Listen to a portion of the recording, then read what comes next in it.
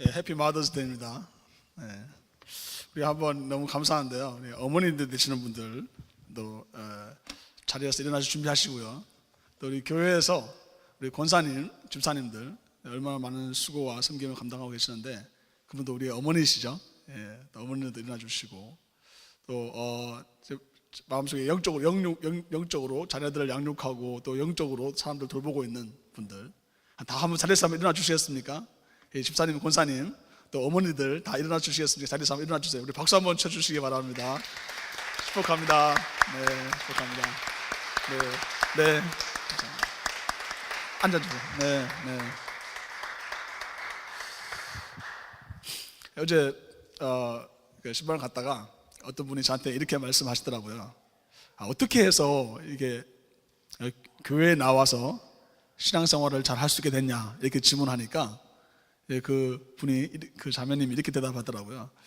교회에 왔는데 말이죠, 교회에 밥이 너무 맛있었어요. 이렇게 말씀하시더라고요. 밥이 맛있어가지고 밥을 먹으면서 이게 좀 감동이 되신 것 같아. 그러면서 마음이 열리기 시작해서 신앙생활을 했다고 하더라고요. 항상 어머니의 마음으로 이 모양 저 모양으로 이 교회를 섬겨주시는 분들이 있기 때문에 우리 교회도 정말 가정 같은 그런 마음에 그런 나눔이 있는 것은 아닌가 생각하게 됩니다. 오늘 어머니의 날, 어머니 주일을 맞이해서 우리 함께 로마서 말씀을 묵상하게 되는데요. 이 로마서 말씀을 묵상하면서 저는 그 생각, 어머니의 마음을 더 깊이 느낄 수가 있었습니다. 하나님께서 우리를 대하실 때 우리 하나님을 아버지라고 부르니까 또 근엄하고 무게 있고 또 아주 강한 그런 느낌만 생각하는데 어떤 분이 책을 쓰셨는데 제가 한번 예전에 언급한 적도 있죠. 엄마 같은 성령님이라는 책을 쓰셨어요. 그분이 쓴 책을 보면서 와, 그렇구나. 하나님께서는 우리의 아버지 되시기도 하지만 또 성령님께서는 마치 엄마처럼 우리의 귀에다가 말씀하시고 대화하는 그런 분이 아닌가. 우리 마음속에 고민하고 생각했을 때 언제든지 내 마음을 털어놓을 수 있는 그런 분이 아닌가 생각이 들었습니다. 정말 그렇죠. 하나님께서는 우리를 마치 오늘 제가 예배 시작하면서 말했던 것처럼 정말 암탉이 새끼들을 품으시는 것처럼 주의 날개 그늘 아래 우리를 품어주셔서 우리로 하여금 하나님의 보호하심과 하나님의 은혜와 하나님의 도우심을 항상 경험하게 하시는 분이시기 때문에 정말 하나님은 우리의 어머니도 되신다는 생각이 들었습니다. 또 어머니의 마음으로 주님의 교회를 섬기고 또 가정과 또 직장과 여러 모양에서 그렇게 살아가는 사람들을 향해서 우리는 따뜻함을 느끼고 사랑을 느끼고 우리는 살아가게 됩니다. 오늘 말씀을 보면요, 우선 이 로마서를 대해서 좀 생각해 볼 필요가 있습니다. 로마서 여러분, 로마서 그러니까 굉장히 어떤 느낌 드세요? 약간 무거운 느낌 드세요? 로마서는 사실 굉장히 중요한 책이죠. 왜냐하면 예수 그리스도의 복음에 대하여 아주 잘 설명하고 있는 책이고 또 바울이 그의 모든 신학적인 부분들을 정리하면서 그 결과들을 마지막에 모으고 있기 때문에 사실 이 로마서의 한마디 한마디가 굉장히 주옥 같은 말씀입니다. 근데 사실 우리가 로마서 그러면 당연히 로마에 대한 생각들을 하게 되죠. 그래서 로마서 좀 더 여러분 부드럽게 이해하기 위해서 설명을 드린다면 이 로마서는 우리가 여러분 로맨티스트, 그게 대한 회기라고 생각하시면 됩니다. 사실 이 로마서가 우리가 로맨티스트라 그러면 여러분 마음에 어떠세요? 여러분이 로맨티스트로 불려지고 싶으세요? 곧 이제 얼마 전에 결혼한 우리 경수 형제는 아직까지 아마 아내한테 아주 로맨티스트가 될 것 같은데 시간이 지나면 지날수록 우리 마음속에 이 로맨티스트의 마음이 없어지는 것은 아닌가 생각이 들지도 모르겠어요. 근데 사실은 이 연결되는 말이죠. 로맨스는 로마가 나라를 지배하던 그 시대를 의미하기도 하지만 그 당시 사람들이 가지고 있던 인문학 그리고 또 여러 분야에서 문화와 정치와 경제와 이런 부분들이 인간이 할 수 있는 모든 것을 꽃피웠던 가장 화려했던 시기들을 의미합니다. 여러분 아시겠죠? 르네상스, 중세에 르네상스가 있잖아요. 르네상스 시대에 어떻습니까? 다시 그레코 로망, 그래서 그리스와 로마 시대로 돌아가고자 하는 그 마음으로 다시 이 문학이 아주 활발하게 나타날 것에 대하여 기대하는 마음으로 생기는 것이 르네상스예요. 그래서 인간의 모습을 그림을 보더라도 음악을 보더라도 모든 것들이 인간을 굉장히 아름답고 너무나 멋있게 이렇게 만들어지는 거죠. 그래서 우리가 로맨스가 있다, 이런 말은 낭만적인 의미를 가지고 있지만 즉 가장 인간의 모습들이 활발하게 발달했던 시기들을 이야기합니다. 그래서 로망이 있다는 말은 바로 이 로마 시대 때의 사람들을 일컫는 말이죠. 여러분 어떻습니까? 아주 그냥 멋지고 좋죠? 그러면 그 멋지고 좋고 인문화에 발달된 그 마지막이 어땠을까 한번 생각해 볼 필요가 있습니다. 그 일본 사람이 쓴 로마의 이야기라고 하는 책이 있죠. 시오노 나나미라는 사람이 쓴 책인데 15권이나 썼어요. 이 로마에 대한 이야기들을.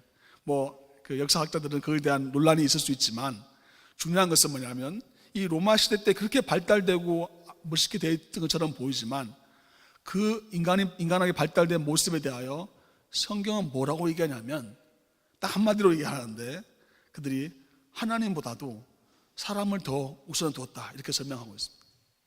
하나님께 돌려드려야 될 영광을 사람에게 돌리고 사람을 형상화 만들고 사람의 그 아름다운 것을 너무 지나치게 하다 보니까 창조주를 잊어버리게 되고 그들이 결국은 죄악에 빠지게 되었다, 이렇게 설명하고 있습니다. 성경이 결코 우리 인간이 가지고 있는 인문학이라든지 인간이 가지고 있는 지혜라든지 아주 아름다운 것들의 미에 대해서 부정하지 않습니다. 그래서 성경은 분명히 말하기를 이 모든 것들 위에 하나님께 영광을 올려드려야 되는 것에 대하여 분명히 하고 있습니다. 사람이 자기의 그 영광들을 자기가 취하기 시작하면서부터 사람이 자기 교만에 빠지게 되고 타락하게 된다는 것을 성경은 우리에게 밝히 보여주고 있습니다. 그럼 오늘 본문 읽었던 본문에서 보면요,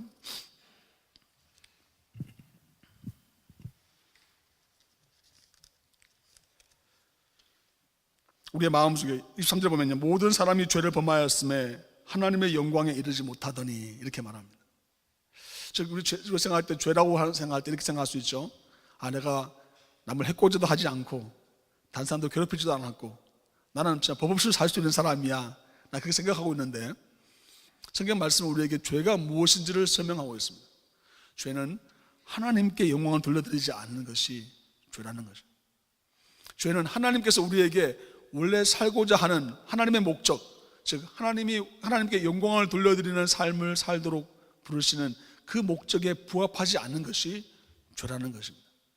즉 하나님을 찬양하며 하나님께 영광을 돌려드리며, 그렇습니다, 하나님이 모든 것이 하나님으로부터 말미암았고 이 모든 것이 하나님의 영광을 찬양합니다라고 고백하지 않는 것이 죄라는 것입니다. 여러분, 이 차이가 분명히 우리는 인식할 필요가 있습니다. 많은 사람들이 자기가 열심히 일해서 또 열심히 모든 것들을 추구해서 자기가 원하는 바를 이루었습니다. 사람들은 쉽게 교만해질 수가 있죠. 쉽게 자기 생각으로 빠져들 수가 있습니다. 그때부터 그 권력과 힘을 어떻게 사용합니까? 자기 자신을 위해서 사용하게 되고 자기 가족들, 자기 주위에 있는 사람들을 위해서 쓰기 시작하면서 우리는 권력이 가지고 있는 그 추악한 모습들을 우리가 보지 않습니다. 돈도 마찬가지입니다. 내가 노력을 많이 했으니까 내가 돈을 많이 당연히 내가 내 마음대로 쓰는 게 어때 생각하게 만드는 것이 자본주의가 아닙니까? 그게 물들이시기 시작하면 어떻습니까? 다른 사람들의 아픔과 다른 사람들의 고통을 돌아보지 않고 내 배만 채우고자 하는 그런 마음으로 살아가게 됩니다. 우리가 지금 겪고 있는 수많은 아픔과 고통은 바로 이런 문제들로부터 시작되고 있는 것을 알게 됩니다. 즉 하나님께서 우리를 창조하시고 계획하시는, 즉 하나님의 영광을 위하여 드려져야 되는 그 목적을 상실하게 되었을 때 우리는 죄에 빠지게 된다는 사실입니다. 하나님 사랑하시는 성도 여러분, 우리가 죄를 고백할 때 윤리적이고 도덕적인 차원의 죄를 고백할 것이 아니라, 즉 하나님의 말씀에 불순종하고 하나님이 나를 지으시고 나에게 원하시는 것이 무엇인지를 묻고, 하나님 말씀에서 묻고 그 기준에 의해서 내가 하나님 앞에 참회를 해야 된다는 사실입니다.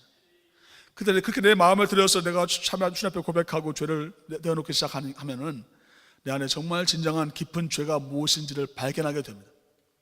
그것은 바로 내가 교만하고 내가 하나님의 앉으셔야 될 자리에 내가 앉아있는 내 자신의 모습, 내 마음에 있는 왕좌에 내가 아니라 내 감정과 내 모든 것들, 내 생각하는 모든 것들이 내 자아가 내 자신을 주장하는 그런 삶을 살아가는 것을 성경에서는 죄인이라고 설명하고 있습니다. 이 차이는 굉장히 극명합니다. 왜냐하면 하나님께서는 우리를 그냥 단지 좀 착한 사람, 그냥 좀 다른 사람보다 좀 나은 사람 정도로 우리를 부르시는 것이 아니라 하나님의 영광 가운데 하나님의 찬송이 되는 거룩한 존재로 우리를 부르셨기 때문에 그렇습니다. 하나님 사랑하시는 성도 여러분, 정말 그렇습니다. 하나님께서는 우리를 그냥 윤리적으로 좀 나은 사람 정도가 아니라 거룩한 존재로 우리를 부르셨습니다.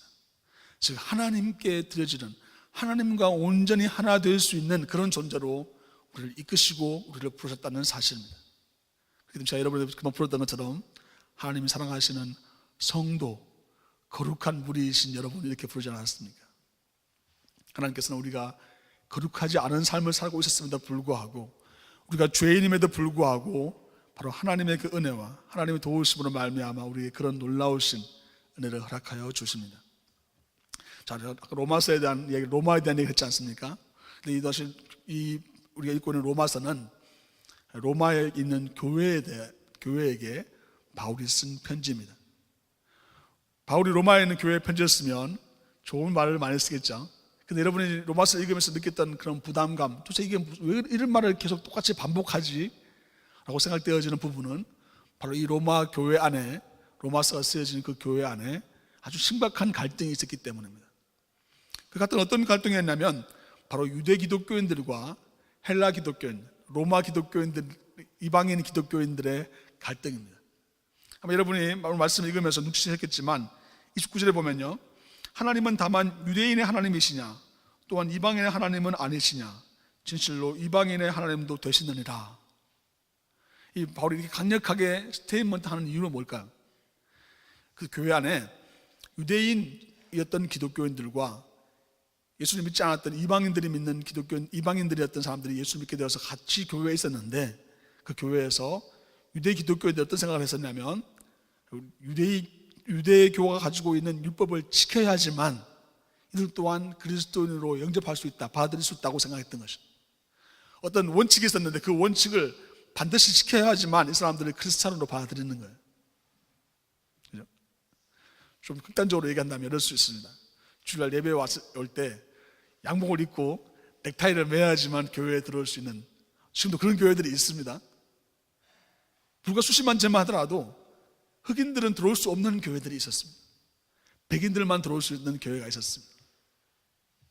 어떤 민족의 그룹만 예배 드릴 수 있고 다른 사람들 들어오면 안 되는 그런 그룹이 있었습니다. 먹는 문제, 옷을 입는 문제, 또 이 본문에서 나와 있는 것처럼 할례를 받았느냐 안 받았느냐에 대한 문제로 유대인 기독교인들이 이방 기독교인들을 밀어냈던, 그것이 그 교회에 아주 중요한 심각한 갈등이었다는 것을 우리는 말씀을 읽으면서 알게 됩니다. 얼마나 심각했길래 바울이 이야기 또 하고 또 하고 또 합니다. 그래서 이 양자의 이 유대 기독교인들과 이방 기독교인들을 화해시켜 주시는데, 어떻게 화해시키냐면 바로 예수 그리스도의 복음에 대하여 아주 구체적으로 실제적으로 설명하면서 이 양자의 관계들을 화해시키는 모습들을 보게 됩니다. 혹시 여러분 오늘 은사도 나누시고 생각하시는 분들 중에 이런 것들이 있을 수 있을 거예요.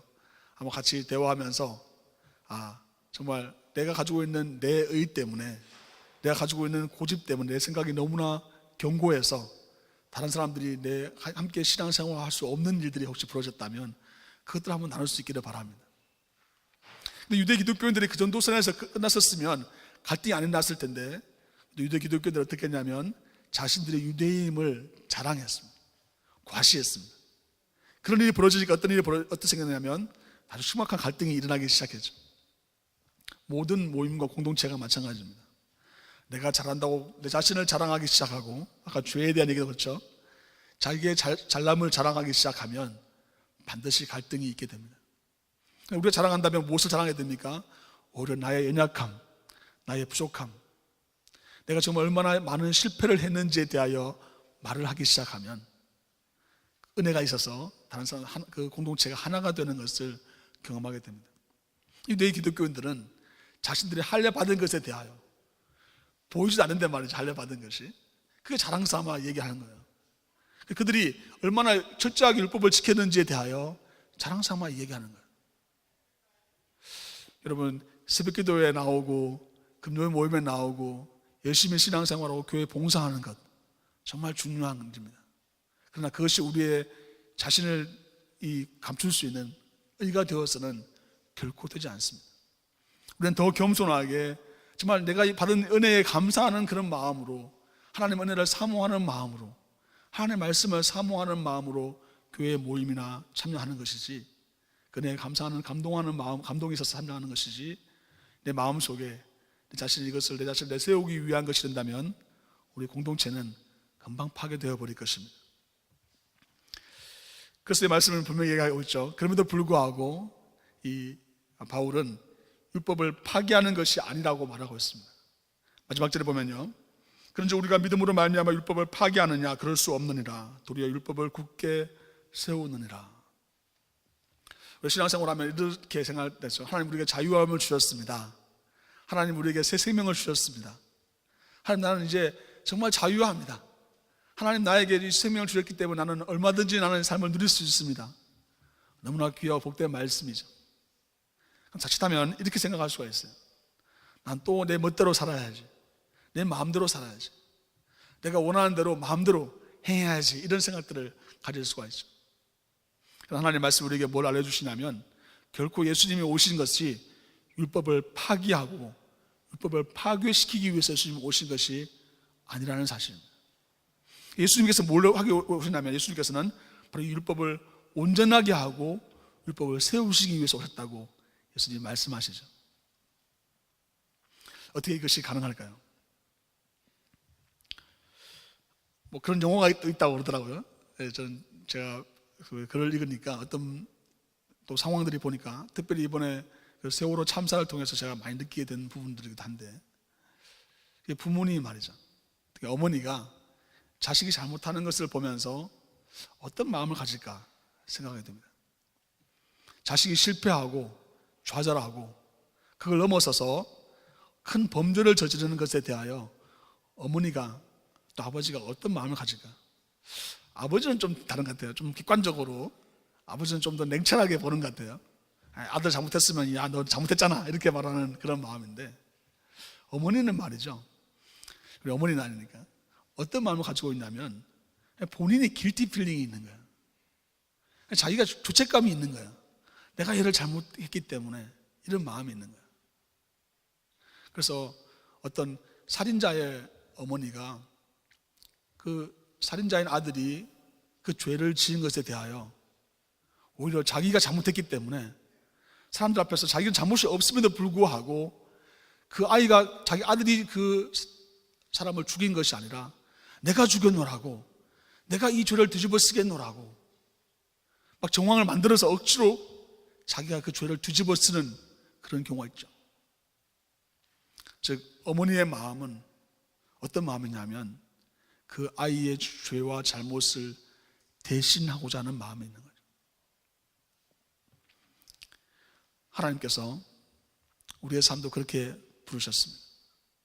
사실 우리가 죄인 되었을 때 우리가 하나님이 말씀하시는 그 율법과 하나님이 말씀하시는 그 말씀을 온전히 지키지 못하는 하나님의 공의에 우리 자신을 들여다봤을 때 우리는 죽을 수밖에 없는 존재들이라는 것을 알기 때문에, 그 문제를 해결하는 방법이 뭡니까?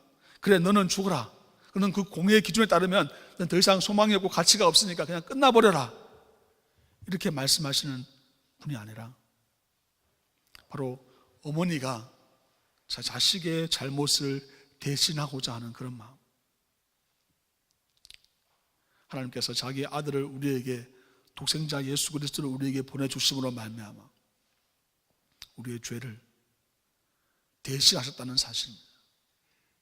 그런 말미암아 오늘 하나님께서 우리에게 주시는 의의는 하나님의 공의와 하나님의 의를 온전히 이룰 뿐만 아니라 우리에게 새로운 날, 세컨 찬스, 새로운 날을 허락하여 주시는, 새 생명을 허락하여 주시는 저 놀라운 하나님의 의로 우리에게 자리매김하고 있다는 사실입니다. 하나님 사랑하신 성도 여러분, 지금 한국에서 굉장히 심각한 그런 문제들이 생기면서 어떻게 이 문제를 해결할 수 있을까요? 대통령이 물러나야 되겠죠. 혹은 어떤 관료들이 다 목이 잘리고 다 사퇴하고 더 많은 사람들이 강력한 법을 만들어서 죄를 짓지 않도록 만들면 앞으로 이런 일들이 일어나지 않을까요? 그게 필요할 수 있습니다. 또 사회적으로 우리는 그런 장치들을 만드는 것에 대하여 정말 같이 마음과 생각들을 모아야 됩니다. 그런 우리는 너무 잘 알고 있지 않습니까? 더 근본적인 문제는 사람들 마음속에 있는 이기심과 사람들 마음속에 있는 자기 자신만을 위하고자 하는 그런 마음들이 우리는 계속 반복적으로 이런 일들이 일어날 수밖에 없다는 사실, 우리는 과거의 수많은 사건을 통해서 보지 않았습니까? 우리 가정에 내가 살고 있는 삶의 자리 가운데 분명히 이것이 잘못되었다는 것을 알고 있음에도 불구하고 바뀌어지지 않는 그런 오랜 시간들, 이 문제를 우리가 어떻게 해결할 수 있을까요? 어떻게 하나님의 공의가 이루어질 수가 있을까요? 놀랍게도 하나님께서는 바로 놀라운 하나님의 사랑으로, 하나님 자기 자신을 죽으심으로, 그 죽음의 자신을 내어주심으로 말미암아, 그 놀라우신 사랑으로 말미암아 하나님의 공의를 온전히 세우셨습니다. 자기 자신을 빼고 자기 자신을 제외시키고 그 문제를 해결하려고 했을 때는 우리는 사람들을 끊임없이 정죄해야 되고 더 강력한 법을 세우고 더 강력한 것들을 추진해서 더 사람들의 마음이 다치고 더 두려움에 떨게 만들어야 그 문제가 해결된다고 생각하고 있는데, 하나님의 말씀은 우리에게 어떻게 하면 이것이 막혀질 수 있는지에 대하여 설명하고 있습니다. 우리 교회가, 우리 개개인이 하나님의 말씀, 하나님의 사랑을 받은 자로서 다른 사람들을 섬기고 사랑하고 진정으로 하나님의 영광을 위하여 하나님께 찬양 드리는 그런 삶을 살게 되어진, 거룩한 삶을 살게 되어지게 되었을 때, 그런 삶을 살기 위하여 몸부림치고 기도하며 행하게 되었을 때, 그때야 그런 사건들이 나지 않은, 미리 방지되는, 예방되는 일들이 일어나게 되고, 우리는 또다시 정말 참담한 아픔과 상처 가운데 머무르는 것을 막을 수 있게 될 것입니다. 즉 책임을 다른 사람들에게 운운하기 전에 목사인 저에게, 하나님의 성도인 우리 자신에게 먼저 돌이키지 않는다면 우리는 또다시 그런 뉴스를 접할 수밖에 없는 그런 로마 시대의 삶과 같은 삶을 살게 될 것입니다. 예수 그리스도 안에서 우리의 속량은 어떻게 이루어졌습니까?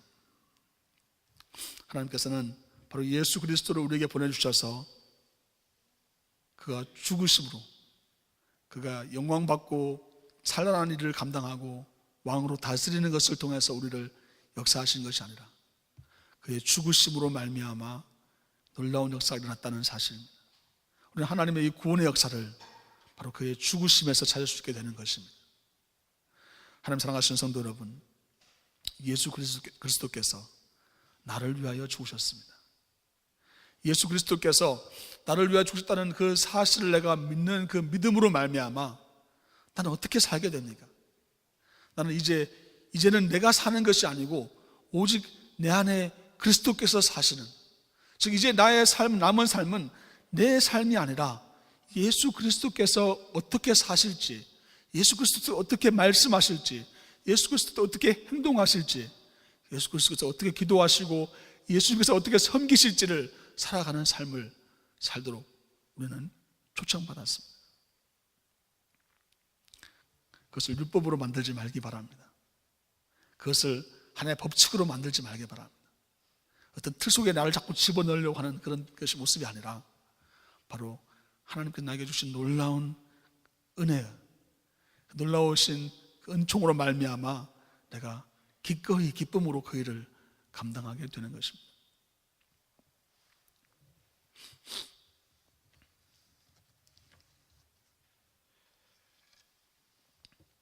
우리는 자신이 때로는 무엇을 믿고 있는지, 또 누구를 믿고 있는지를 분명히 할 필요가 있습니다. 사실 우리가 가지고 있는 믿음은 잘못된 믿음, 대상이 잘못된 대상을 믿고 있는 경우가 참 많이 있습니다. 우리에게 주어져 있는 삶의 가운데 내가 믿고 있는 것들, 내가 무엇을 지금 믿고 의지하고 있는지를 한번 돌이켜 보기를 바랍니다. 나는 과연 예수 그리스도, 나를 위하여 죽으신 예수 그리스도를 바라보고 있는지, 나는 하나님께 대한 믿음을 믿고 있는지. 히브리서에서 말하고 있는 것처럼 하나님께 나아간 자는 반드시 그가 계신 것과 그 자기를 찾는 자들에게 상 주시는 이심을 믿어야 할지니라 말씀하셨습니다. 우리는 그 하나님의 존재, 하나님이 어떤 분이신지에 대한 믿음을 분명히 가져야 됩니다. 하나님은 공의의 하나님이시고, 하나님은 사랑의 하나님이시고, 하나님은 창조주이시고, 이 모든 것들을 다스리시는 분이심에 대한 분명한 믿음이 우리에게 있어야 됩니다. 그래서 예배 때마다 우리가 사도신경을 같이 읽는 이유는, 내가 믿습니다. 하나님은 창조되심을 믿습니다. 하나님은 모든 것을 다스리시는 분이심을 믿습니다. 성자 예수님께서 나의 죄를 위하여 죽으신 분이심을, 그 놀라운 사랑의 모습으로 나타나신 분이심을 내가 믿습니다라고 고백하는 것입니다. 또 내가 성령을 믿으며 라고 고백하지 않습니까? 지금도 내 삶 속에서 역사하셔서 나를 다스리시는 분이고, 내가 언제든지 아뢰일 수 있는 그분이 바로 성령님이심을 믿어야 된다고, 내가 믿는다고 고백하고 있지 않습니까? 우리는 믿음의 대상에 대하여 분명히 할 뿐 아니라 우리가 믿고 있는 하나님이 어떤 분이신지, 우리의 가장 선한 길로 가장 좋은 것을 우리를 채워주시는 분인 하나님이심을 우리는 분명히 믿어야 될 것입니다. 로마서 말씀, 때로는 우리 마음속에 좀 부담처럼 느껴질 수가 있을지 모르겠습니다. 이방인들에게는 어떻게 이것이 다가왔을까요? 그들의 마음속에는 자유분방함이 이미 그들의 마음속에 있었습니다. 정말 어쩌면 로마인들은 유혹과 같지 않나 생각이 듭니다. 내 멋대로 하고 싶은, 내 멋대로 살고 싶은 그런 마음이 있었을지 모르겠습니다. 그러나 하나님께서 이 로마인들에게 무엇이 죄인지를 분명히 밝혀주십니다. 하나님께 영광을 돌려드리는, 하나님의 이름을 찬양하고 하나님을 높여드리지 않는 것이 죄임을 기억하게 하시고, 그들의 믿음의 방향과 믿음의 대상을, 또 믿음의 내용을 분명하게 바울을 통해서 잡아주고 있습니다. 하나님 사랑하시는 성도 여러분, 하나님 말씀 우리에게 말씀하시는 것처럼 하나님께서 어머니가 자식의 죄를 대신하고자 하는 그런 마음으로 예수 그리스도를 보내셨던 것을 우리의 마음속에 품고, 우리의 남은 삶을 바로 예수 그리스도의 복음 안에서 하나님의 사랑과 그 은혜 가운데 살아야 되는 것에 대하여 우리 자신을 드릴 수 있기를 주님의 이름으로 축원합니다.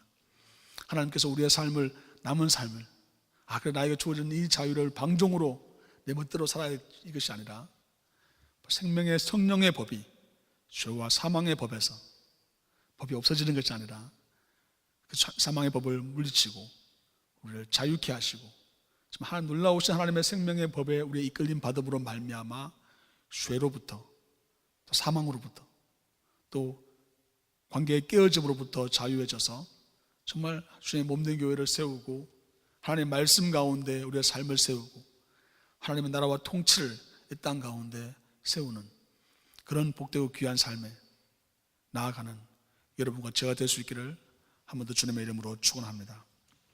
기도하겠습니다.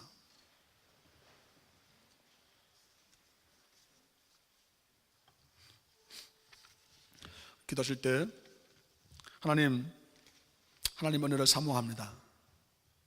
주님, 나를 위하여 죽으신 예수 그리스도의 십자가의 사랑 가운데 내가 온전히 들어가기 원합니다.